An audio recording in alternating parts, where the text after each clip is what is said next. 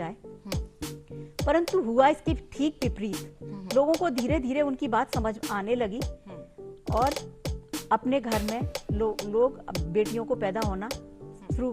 ठीक है, अच्छी बात है, हमारे घर में भी लक्ष्मी का प्रवेश हो रहा है, ये मानसिकता हो गई लोगों की। आज उस गांव में हर घर में बेटियां हैं और मेरे दादाजी ने जो मुहिम चलाई थी उसके कारण दादाजी को इतनी प्रसिद्धि मिली कि जब उनकी डेथ हुई थी तो आसपास के गांव में ये ठान लिया था कि अब हमारे गांव में भी ये करना है कि बेटियों की हत्या ना हो। पिताजी, इसके बाद आपने एलएलबी किया, कब किया? एलएलबी मैंने अपनी पढ़ाई छोड़ने के करीबन 14-15 साल बाद किया। मैंने शादी के बाद एलएलबी करने की इच्छा शादी के पहले थी, परंतु हमारे शहर में कोई कॉलेज था और मैं रेगुलरली एलएलबी करना चाहती थी। जहाँ मैं जा रही थी घर से, पापा ने कहा क्लास में शादी हो गई। ससुराल में आके भी इच्छा व्यक्त की, परिवार, बच्चे, बड़ा परिवार संभव नहीं।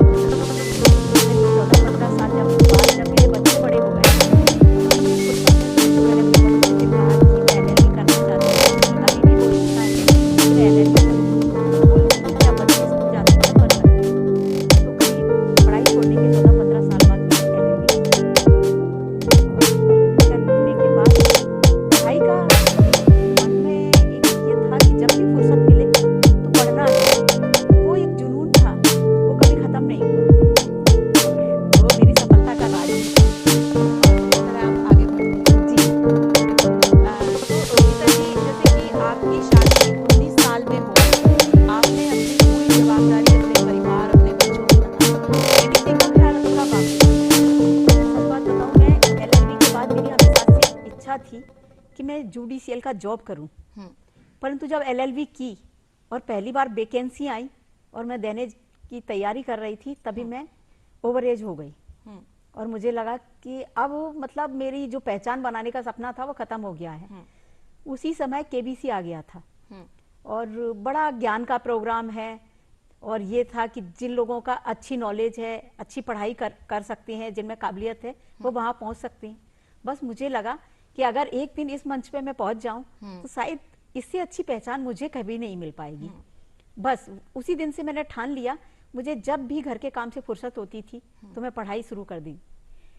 जो सब्जेक्ट मुझे समझ में आता था वही पढ़ती थी। आसपास पेपर पढ़ना, न्यूज, अंतरराष्ट्रीय राष्ट्रीय स्तर पर जो घटनाएं हो रही हैं, सभी कुछ। घर के काम से थोड़ा सा भी समय मिलता था तो मैं अपना पढ़ाई में व्यतीत करती थी और बस। गीता जी, जैसे कि आप 53 साल की, आपने अपने इंटरव्यू में बताया है, और इस अवस्था में लोग अपने परिवार में इतने व्यस्त रहते हैं, लेकिन फिर भी आपने इच्छा शक्ति नहीं छोड़ी। बहुत बड़ी बात है ये अपने आप में। सच बात बताऊं, इच्छा शक्ति अगर हम बना के रखेंगे तभी हम सफल हो पाएंगे। बहुत सारी महिलाएं मेरे जैसी हैं जिनमें मुझसे ज्यादा काबिलियत है, परंतु वो अपनी इच्छाओं को अपने घर परिवार और अपनी जिम्मेदारियों के नीचे दबा के खत्म कर देती हैं। और मेरी उम्र तक आते आते तो उनकी सोच ये हो जाती है, ठीक है हमारा जीवन अब क्या है, निकल गया है, थोड़ी सी जिंदगी और बची है। परंतु मैंने ये कभी नहीं सोचा, उम्र को कभी अपने ऊपर हावी नहीं होने दिया और मुझे ये लगा पढ़ने के लिए, पहचान बनाने के लिए और काम करने के लिए अगर आप में लगन है, आप में मेहनत करने का जज्बा है तो कोई उम्र मैटर करती ही नहीं है। बस करती है। बहुत बड़ी बात। दर्शकों कहते हैं जिंदगी के सफर में ऐसा होता है, मुश्किल फैसला ही सबसे बेहतर होता है। तो गीता जी, इसके बाद हम आपके केबीसी जो उसका सफर जरूर जानना चाहेंगे कि केबीसी के बारे में सबसे आपने कितनी तैयारी की, कितने सालों से तैयारी करती आ रही हैं? ये तैयारी मेरी करीब 16-17 साल की तप और मेहनत थी और वो भी एक गृहिणी जिसको दिन भर फुर्सत ही नहीं होती है घर के कामों से। रात में जब सारे परिवार के सदस्य सो जाते थे तब मेरी पढ़ाई शुरू होती थी और फिर रात में 1, 2, 3 जब तक मुझे नींद नहीं आती थी मैं पढ़ती रहती थी। क्योंकि सच बात है, आप कोई भी प्रतियोगी परीक्षा देने जाते हैं तो आपके सामने एक सिलेबस होता है, कोई तो क्राइटेरिया होता है कि आपको ये पढ़ना है और इसमें से आपको मिल जाएगा। परंतु कौन बनेगा करोड़पति वो महासागर है जिसको पार करने का कि हाँ उसके लिए मैं पूरी तरह तैयार हूँ, ये दावा कोई भी नहीं कर सकता। तो मुझे जब जहाँ से जैसे जो ज्ञान अर्जित कर सकती थी मैं करती थी।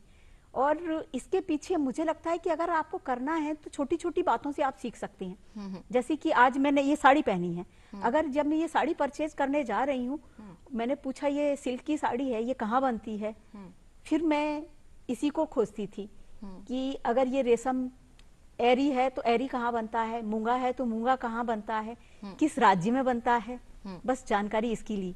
कोई एक छोटी चीज भी मैं, अगर मैं सड़क में जा रही हूँ, कोई नदी है तो उसके बारे में जानकारी, बस ऐसे करते करते करते करते मेरा ज्ञान बढ़ता गया। तो तैयारी के पीछे आप क्या क्या पढ़ती थी, कौन कौन सी किताबें पढ़ना पसंद करती थी?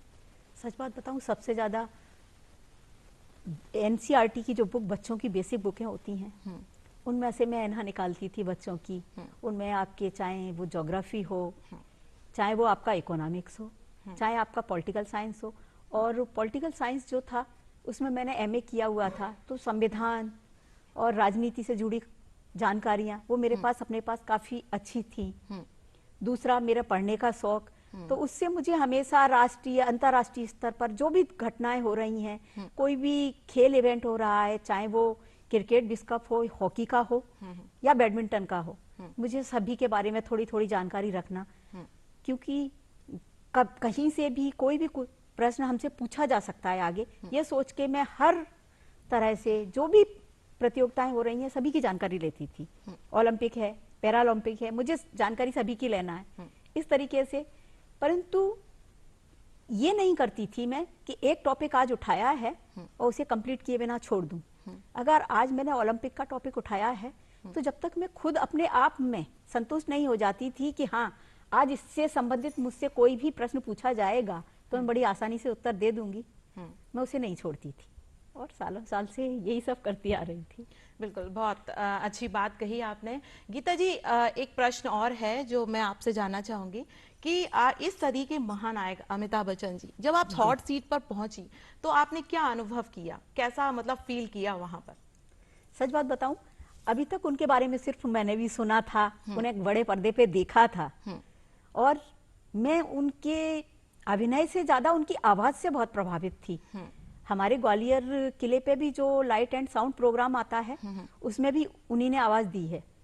तो मैं हमेशा उन्हें नजदीक से देखना चाहती थी कि हाँ क्या ये जो शूट होता है उसमें वो किस तरीके से बोलते हैं, क्या उनकी आवाज को ओरिजिनल आवाज है या डबिंग है, मतलब बहुत सारे प्रश्न थे जी बिल्कुल, बहुत सारे उत्तर मुझे मिले। हकीकत में वो एक ऐसी व्यक्तित्व है उनके अंदर कि उनकी आवाज जनरली हमारे यहाँ एक उम्र के आते आते 60-70 पे आते आते लोगों की आवाज में बहुत परिवर्तन आ जाता है, परंतु जो उनकी आवाज कल थी वही आज भी है और इतनी आसानी से बिना रिटेक किए वो शूटिंग करते जाते हैं। मतलब मैं तो हैरान थी। दूसरी बात, उनके सामने बैठा व्यक्ति जो हॉट सीट पे आता है वो सभी साधारण होते हैं, उनका अपनी कोई पहचान नहीं होती है उस समय तक। वो उन्हें कभी ये एहसास नहीं होने देते हैं कि वो खुद इतनी बड़ी महान हस्ती हैं और सामने बैठा बहुत साधारण व्यक्ति है। वो उसे पहले सहज महसूस कराते हैं कि देखिए आपके पास बहुत ज्ञान है, आपके पास लगन है, मेहनत है, इस देखिए इसके बल पे आप आए हैं, आप बहुत आगे जा सकते हैं। वो आपको पहले बहुत ज्यादा सरल तरीके से ऐसे समझाते हैं कि मैंने कभी कल्पना भी नहीं की थी कि ये उनके सामने बैठ के मैं इतना आसानी से इतना रिलैक्स खेल फील करूंगी। हाँ। बिल्कुल, बहुत बड़ी बात है। तो गीता जी, केबीसी को ही अपने आपने बेहतर मंच क्यों माना? क्योंकि वो ज्ञान का मंच है और मुझे अपनी पहचान बनाना थी, तो मैं ऐसा ये चाहती थी कि जब एक गृहिणी की पहचान बने तो कभी भी समाज और कोई भी व्यक्ति कोई उंगली ना उठाए कि अगर उन्होंने पहचान बनाई है तो किस क्षेत्र में पहचान बनाई है, बल्कि मैं ये चाहती थी कि जब कोई महिला आगे बढ़ना चाहे तो उसके परिवार का व्यक्ति कहे कि हाँ तुम भी गीता सिंह गौर की तरह तैयारी करो और है ना, हम चाहते हैं कि तुम भी उनकी तरह से उस मंच पे पहुंचो। तो क्योंकि ये ज्ञान का मंच है और मुझे नहीं लगता कि कोई भी परिवार है ना पढ़ने लिखने इस पर पाबंदी लगाता हो अपनी घर की महिलाओं को। आप किसी और क्षेत्र में पाबंदी लगा सकती हैं, पर इस क्षेत्र में चाहे कितना भी पिछड़ा समाज हो, चाहे गांव देहात के लोग हों, वो भी पढ़ाई लिखाई में आज प्रतिबंध नहीं लगाते हैं। तो घर में बैठ के पढ़ना और तैयारी करना, इसलिए मैंने ये मंच चुना कि मैं कुछ ऐसा करूं कि बहुत सारी महिलाएं शादी के बाद पढ़ना चाहती हैं, उनकी पढ़ाई लिखाई पे बहुत सारे परिवार जो रोक लगाते हैं वो भी कभी रोक ना लगा पाए, और वो कहें कि नहीं करना चाहिए। आज आप आगे बढ़ोगे तो हो सकता है तुम्हें भी गीता सिंह गौर की तरह पहचान मिल सके। तो मेरी अपनी सोच थी, और मुझे बहुत खुशी हो रही है कि मैंने जो अपनी सोच उस मंच से व्यक्त की उसमें बहुत हद तक सफल रही हूँ। क्योंकि बहुत सारी महिलाओं के आज मेरे पास फोन आ रहे हैं कि मेरे परिवार वाले मुझे पीएचडी नहीं करने दे रहे थे, आज मुझे करने दे रहे हैं। मैंने उस मंच से एक आवाज और उठाई थी कि मैंने अपनी बेटी का दान नहीं किया है। और अभी कुछ दिन पहले हमारे मध्य प्रदेश में नरसिंहपुर में एक बच्ची ने इस बात का विरोध किया कि मुझे मेरे पिताजी से विनती की कि मेरा दान न किया जाए, मेरा भी पारिग्रहण संस्कार किया जाए, मेरे भी हाथ पीले किए जाएं, परंतु मेरा दान न किया जाए। तो हालांकि देखिए, अच्छी और बुरी प्रतिक्रियाएं, दोनों तरीके की प्रतिक्रियाएं मुझे मिली। अच्छी बात यह है कि 99% लोग मेरी बात से सहमत हैं, और यदि 1% असंतुष्ट हैं भी तो कोई फर्क नहीं पड़ता। कोई फर्क नहीं पड़ता। क्यों? सदियों से मुझे एक लड़की के तौर पर बहुत खराब लगता था जब मैं एक लड़की थी कि हम लड़कियां क्या कोई वस्तु हैं जिसका दान कर दिया जाता है। हमारे हिंदू संस्कारों में 16 संस्कार होते हैं, विवाह भी एक संस्कार है हमारा। तो हमारे माँ बाप पारिग्रहण संस्कार, हाथ पीले करना, ये संबोधन क्यों नहीं होता है? सिर्फ दान शब्द क्यों जोड़ दिया जाता है? और दान ही होता है तो क्या कोई पिता अपने बेटे का दान करेगा? बिल्कुल नहीं। जब एक बेटे का दान नहीं हो सकता तो दान सिर्फ बेटी का ही क्यों हो? आज बहुत सारे लोग जो प्रश्न उठाते हैं, मैं उनसे सिर्फ ये पूछना चाहती हूँ कि दान सिर्फ बेटी का ही क्यों? और सिर्फ दान शब्द हटा देने से पारिग्रहण संस्कार में या विवाह के संस्कारों में कोई कमी नहीं आ जाएगी, फिर एक दान शब्द से तकलीफ क्यों? बहुत सारे लोग इसके पीछे तर्क ये भी देते हैं सदियों से चला आया है, सतयुग में होता था, परंपरा है। तो क्या सतयुग में और त्रेता युग में महिलाओं के साथ जो आज अन्याय होता है वो अन्याय होता था? नहीं होता था। आप अगर सतयुग और त्रेता युग से आज की महिला की तुलना करते हैं तो आप सतयुग और त्रेता युग की तरह पहले बेटियों की, घर की महिलाओं की मान सम्मान, इज्जत कीजिए। उस समय लक्ष्मण जैसे देवर हुआ करते थे। आज घर परिवार में जेठ, देवर और ससुर के बीच ही एक बहू सुरक्षित नहीं रह पाती है। बिल्कुल। जब ऐसी वारदातें घर परिवार में होती हैं तो सिर्फ एक दान शब्द से तकलीफ क्यों? ये प्रश्न मैंने वहां से उठाया था। और जो महिलाओं की इज्जत करते हैं, महिलाओं को सराहते हैं, उन्हें कोई तकलीफ नहीं है। परंतु जो किसी न किसी रूप में शादी के बाद अपने घर की बहू, दूसरे की बेटी को तकलीफ देते थे, उन्हें आज भी इस परंपरा के टूटने का डर है। और ये दहशत है कहीं ऐसा ना हो कि इससे उनके जो निरंकुशता थी उस पर कोई अंकुश लग जाए। तो गीता जी, आपने बहुत ही जागरूक बात कही। बिल्कुल हमारे समाज को बदलना चाहिए, हम बदलेंगे तभी हमारा समाज बदलेगा। तो गीता जी, हम बात कर रहे थे केबीसी के सफर की। तो जैसे कि आप हॉट सीट पर थी, तो आपको लगता था कि आप इतनी बड़ी राशि जीत सकती हैं? सच बात बताऊं, जो मैंने सालों साल से मेहनत की थी, और मैं मेहनत के साथ साथ उस शो को हमेशा देखती थी और घर में बैठ के महसूस करती थी। बहुत सारे लोग क्या होता है कि अपने आप को ही धोखा देते हैं, तैयारी करते हैं, प्रश्न आता है, मगर आज हमारे पास जो व्यवस्थाएं हैं, गूगल और ये सब, उनमें ढूंढ के उनके आंसर ढूंढते हैं। परंतु मैं उनके आंसर, अगर मैं गलत होती थी तो फिर उस पर रिसर्च करती थी कि इससे रिलेटेड क्या प्रश्न आगे मुझसे पूछा जा सकता है, और मैं तैयारी करती थी, मेहनत बराबर करती रहती थी। और उसका परिणाम ये है कि आप मेहनत करते हैं, ज्ञान अर्जित करते हैं, तो आपका ज्ञान कभी भी बेकार नहीं जाता है। आज इस मंच पे नहीं जाती तो कहीं कुछ और करती, परंतु जाती मैं ऊंचाइयों तक। क्योंकि जब ये तैयारी कर रही थी तो मुझे इतना विश्वास था कि जिस दिन इस मंच पे मैं बैठूंगी, मेरे पास सालों साल की मेहनत से इतना ज्ञान है कि मैं शायद बड़ी राशि तो जीत के आऊंगी। मतलब कॉन्फिडेंस था, हाँ, full ये confidence विश्वास था। जी। बहुत सारे लोगों ने मुझसे ये प्रश्न किया भी कि आपको वहां बैठ के डर नहीं लगा, वो क्यों नहीं लगा? तो देखिए, यदि आपके पास अपना ज्ञान है, आपने वाकई मेहनत की है, तो आप भी मेरी तरह एक बार प्रयास करिए और हॉट सीट पे बैठिए, आपको डर नहीं लगेगा। डरता सिर्फ वो है जो सिर्फ वहां जाने के पहले लाइफ लाइन सोच के जाता है कि मेरे पास 4 लाइफ लाइन है। मेरी तैयारी थी, मेरे नजर में ये था ही नहीं कि मेरे को कोई सपोर्ट यानी कि लाइफ लाइन मिलेगी। मैं ये सोच के तैयारी करके नहीं गई थी।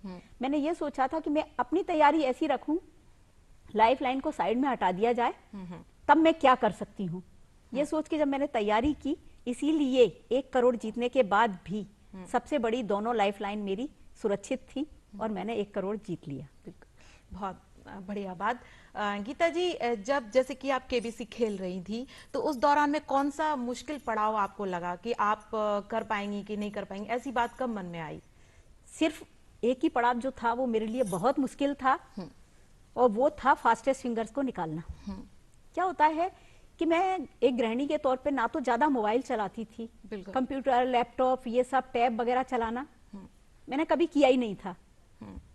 तो फिर मेरे लिए फास्टेस्ट फिंगर्स निकालना बहुत मुश्किल काम था। उसमें भी नैनो सेकंड से आप रह जाते हो। तो मेरा पूरा जो डर था वो मैंने उसी कुर्सी पे छोड़ दिया था जब मैंने फास्टेस्ट फिंगर पास कर लिया, कि बस ये जो मेरी कमी थी वो आज मैंने पूरी कर ली। तो अब तो मेरे पास डर नहीं है, ज्ञान तो मेरे पास बहुत सारा है, सिर्फ समय निकालना था, वो मैंने निकाल लिया। बिल्कुल, बहुत बड़ी बात कही। गीता जी, एक प्रश्न और है कि हम आपकी रुचियों की बात नहीं कर पाए, और इसके साथ आपको पढ़ने का शौक तो है ही है, लेकिन आपकी अन्य रुचि भी मैं जानना चाहूंगी। इसके अलावा क्या पसंद करती हैं? देखिए, मैं घर के जो भी पुराने समय से हमारी दादी नानी से हमें जो सिखाया जाता है, आज घरों में वो सब होना बंद हो गया है, जैसे कढ़ाई, बुनाई, सिलाई, परंतु वो शौक मेरे आज भी खत्म नहीं हुए हैं। मुझे आज भी घर में वो सारे काम करना पसंद हैं जो पुराने समय से करती थी। आज भी मैं अपने बच्चों को अपने हाथ से स्वेटर पहनाना, बना के पहनाना पसंद करती हूँ। आज भी मैं जब भी मुझे वक्त मिलता है तो मैं साड़ी अपने हाथ से काटना पसंद करती हूँ। साथ साथ अब जो आने वाला कल है, जिसमें मैं एक दूसरी पारी खेलने जा रही हूँ, और वो होगी कि मैंने LLB किया है, रजिस्ट्रेशन कराया है, और जब मुझे अब मौका मिलेगा तो मैं एक वकील के तौर पे अपनी पहचान बनाना चाहूंगी। बहुत सारे लोग ऐसे, अगर मैं किसी काबिल बन पाई तो बहुत सारे लोग ऐसे हैं जो एक वकील को हायर नहीं कर पाते हैं, उन्हें छोटे छोटे कामों के लिए भी। तो शायद इस समाज के उन लोगों की मैं कुछ सहायता कर सकूं। मैं चाहूंगी कि आने वाले कल में ये सब करूं। बिल्कुल। दर्शकों, कहते हैं जिसे लिखने का शौक है, कलम भी उसकी दीवानी हो जाती है, और जिसे पढ़ने का शौक है तो जिंदगी भी कम पड़ जाती है। तो जाते जाते